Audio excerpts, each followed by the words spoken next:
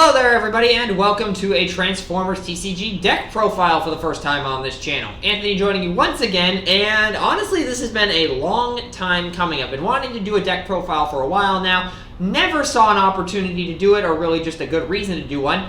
But since I recently piloted this Devastator deck to a 4th place finish in Team Bayformers Encounter 5, I figured, you know what, might as well do a deck profile on it just because, in case you aren't aware, there was a lot of Devastator support released in the recent, or semi-recent, Turbo Revan Old Punks Phase 1, and it made him pretty good. Like, he went from the laughing stock of the combiners, at least one of them, to a top meta contender, actually. Like, we saw 2 Devastator decks in this event, both made top 8. I managed to make it to top 4 with this orange variant, and unfortunately got clobbered by Fort Max in top 4. And if you want to see my 2 top cut matches, they are over on the live channel, Servants of the Dice Gods Live, which I will have a link to in the description. But let's go ahead and talk about Devastator. Of course, we have these 6 pieces here. There's nothing fancy to say about this other than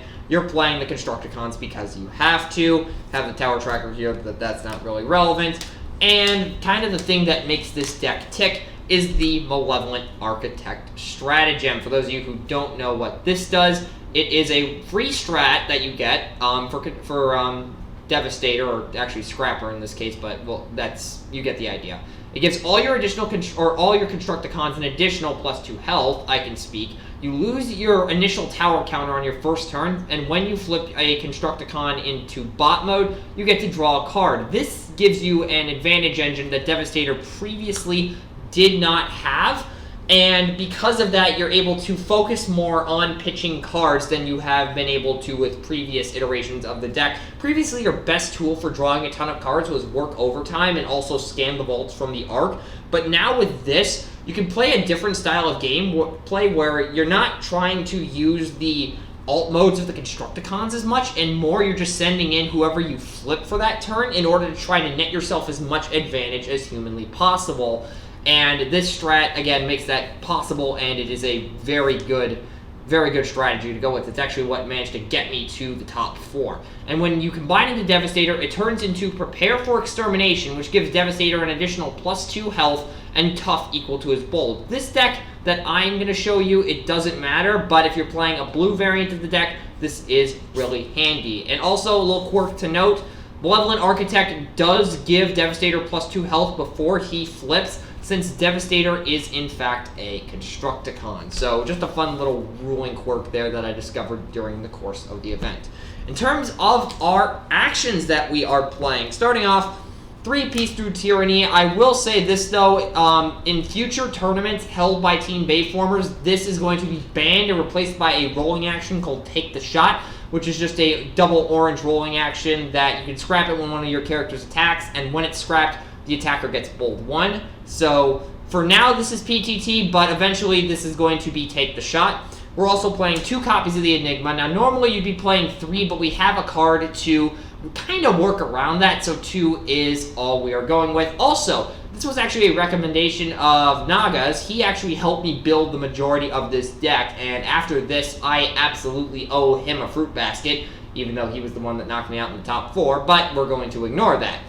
Moving on, we have a single copy of Reclaim. It can be handy for just cycling weapons. If my hand is dead, it essentially acts as a proxy copy once I get up to 3 tower counters, as long as I give up my action for the turn. Also have a copy of Work Overtime, just in case I get a little too low on cards.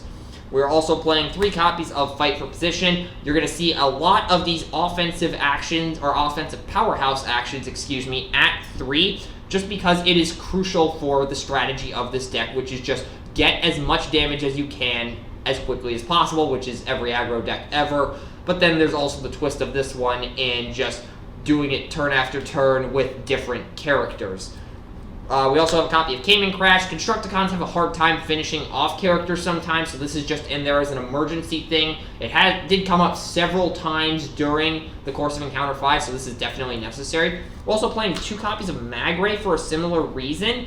And also, the thing with the Constructicons +2 health is that not all of it applies to Devastator. Only 2 extra points of health are given to Devastator, and the total amount of extra health you get from Malevolent Architect is 12. Because of this, if some of your characters are left alive on like 1 health remaining, it can be hard for you to combine. So Magray, in some really weird circumstances, can actually be used as a tool to KO your own characters and essentially heal Devastator into a range where you can combine him. Because if he combines with 35 or more damage, you just auto-lose the game since he'll get knocked out on combination. We're then playing 3 copies of Corrupt Construction. This is another Turbo Revan, Devastator support piece, and all the cards remaining for the actions are actually Turbo Revan cards, so just keep that in mind. So what this does, it's a black-green action that gives one of your Constructicons +2 attack until end of turn, and you get a free height counter. No scrapping needed, you just play the card, get a height counter, and whoever you play it on gets +2 attack. It is the best thing that Constructicons could have asked for, aside from the extra card draw on Malevolent Architect. Gives you the offensive firepower they need in order to keep up with aggro decks, while still being able to build your tower to the 6 threshold that I generally prefer with this deck, because 6 is when you get to activate our next card and resolve it to its fullest effect, but you also get the Bold 2 in Devastator mode. Speaking of that next card, we're playing 3 copies of Foreman's Ingenuity. You can only play this if your starting team was all Constructicons. You can return a Builder's Tools, Constructicon Enigma, Heavy Landing, or Reclaim from your scrap pile to your hand, and if your tower is 6 or higher, you get to play that card. Now, we are playing Reclaim, and we're also playing a copy of Builder's Tools, but we do not care about that with this deck. We're playing this solely to recover Enigmas. So this essentially acts as a proxy copy of an Enigma, and you have 3 of them here. So we're essentially playing 5 Enigmas, but 3 of them have some restrictions. Your tower has to be 6 or higher. Of course, you can just use this as a recovery option before you reach that 6 counters, but it's optimal once you reach that 6 counters. Also, fun thing you can do, if you can get both a Foreman's Ingenuity and an Enigma into hand, and your opponent drops an Espionage or a Counter Espionage and only calls green or the Enigma, you then have the Foreman's Ingenuity as a backup plan in order to recover it and essentially negate their action, kind of. It's not a true negate like with what Jam Signals, or wait, no, it's not Jam Signals,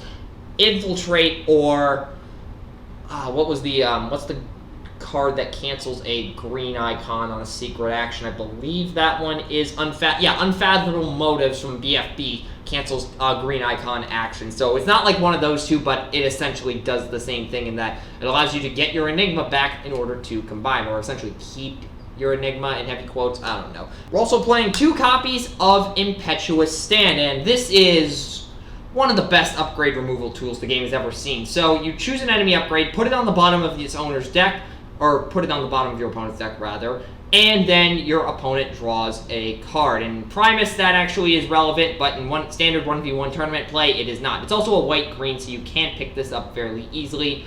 This thing is disassemble, but better for 2 reasons. One, it gets around scrapping clauses on or anti-scrapping clauses on things like Impervious, which is a Turbo Revan strat, and also Ghost Shield, but also it hits utilities, so that gives it an edge over disassemble. The only downside is that player draws a card, but if you're pushing for game, that honestly really doesn't matter. So this is really good. If you're playing with Turbo Revan cards, you need to have a couple of these on hand. And finally, we have 3 Towering Presence, which is a white icon version of Fight for Position for Constructicons, essentially, but it has the added upside of if Devastator is on the field, you tap an enemy with 14 stars or fewer. So it's essentially 3 extra copies of Fight for Position 90% of the time, because I found that you're rarely going to get this off with Devastator. I think I only resolved this a grand total of once throughout my 7 matches during the event, and that is the action lineup. So let's go ahead and move over to upgrades. Okay, so starting off on that front, we have 3 copies of Grenade Launcher. I mentioned earlier you want to be putting out as much firepower as you can every turn, and 3 Grenade Launcher is essential for that. It's also the reason we're playing 3 Power Punch, 3 Fusion Bore, fresh from the cells of Garrus 9, and 2 Photon Charge. So everything here nets you at minimum +3 attack, except Power Punch in some weird circumstances, but 90% of the time it's a +3 attack upgrade. You want to be playing an offensive action like Corrupt Construction or Fight for Position, and an offensive upgrade every single turn, and this is why we are playing so many weapons. Again, this is something Naga encouraged me to do, and he was absolutely right in that. And Photon Charge may seem like a weird inclusion because of the fact that it does damage to every character on the team except Mixmaster. I can speak when they attack. But here's the thing. Constructicons die to a stiff breeze. They don't care about that damage. They are probably dying anyways unless you're facing an extremely heavy blue deck. So just keep that in mind. The damage really doesn't matter. It's just the +3 and a little bonus ping we are worried about. Mainly the +3, but the bonus ping is nice. And then finally, just some odds and ends. We're playing a copy of Bashing Shield as dedicated armor removal without the downside of drawing a card from Impetuous Stand. 3 Improvised Shield, because it's Improvised Shield, you play 3 in an aggro deck no matter what. And then 1 copy of Builder's Tools, just as a little extra thing to have if I need to accelerate the tower a little bit, which I did use it a couple times, but I'm thinking about cutting it in later iterations of the deck, but we shall see. So let me clean this up quickly, and let's just quickly go over the sideboard. So starting off, 2 copies of Belligerence. This deck has a bit of trouble in certain blue matchups, so you generally want this as a way to stop them from being able to defend. And especially on wheel turns, it allows you to just go ham with your pieces, since again, wheel turns against a blue deck generally don't go too well if you don't have Belligerence active. We also have a second copy of Cayman Crash, just in case you need a bit of extra direct damage. I had this happen a couple times throughout the event. The one that comes to mind is my round 1 match against Ozzy, when I left Ravage alive on 1 in game 1. That came back to bite me, and I sided in the Cayman Crash in order to try and counter that, and it ended up working. Also playing 2 copies of Counter Espionage, just to deal with any end hostilities that may be set, because that absolutely kills this deck completely, since the Constructicons don't have any attack power of their own. They're relying on all the cards to play, or to get it. 2 Hollow Matter Projector. This was mainly to deal with Horrible, since during testing, Legendary showed me that if you could spread damage in a specific way, then Devastator would not be able to combine, so this was brought in as a way to stop that.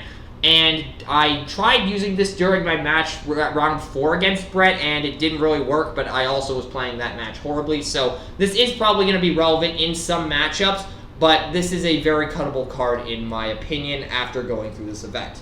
We have another copy of Magray as well for extra direct damage when needed. This often came in to replace the Reclaim that you saw earlier. And finally, this is going to be a weird choice at first glance. 2 Energy Conversion Field. Now, the reason I was playing this was specifically for Fort Max, because of the fact that instead of all my characters taking 2, I just heal 1 across the board. Problem is, it really didn't do a whole lot, and plus, Devastator has just such a bad Fort Max matchup anyways that it probably wasn't worth siding against it in retrospect.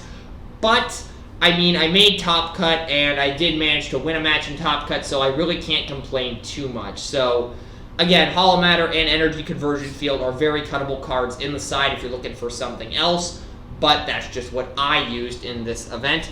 And with that, that is pretty much everything, or pretty much everything. It is everything used in my 4th place Encounter 5 Devastator deck. So, hopefully you guys enjoyed this. I was definitely looking forward to doing a deck profile at all for a long time. I finally got an opportunity to do it, and I got to show off probably one of my favorite decks I've ever played. Like, Devastator has been like the joke of, or the butt of so many jokes in terms of combiners, but now he is actually a legitimate threat. So if you're playing with turbo revving cards at all, you need to give this a shot. It is an absolute blast. Devastator is no longer just a weenie. He's an actual legitimate powerhouse if you build your deck correctly, which basically you just play as many offensive actions and upgrades as you can with a few support pieces scattered in there, and you're good to go. But there is also an option of playing it blue, which we did see piloted to a top 8 finish in this event, so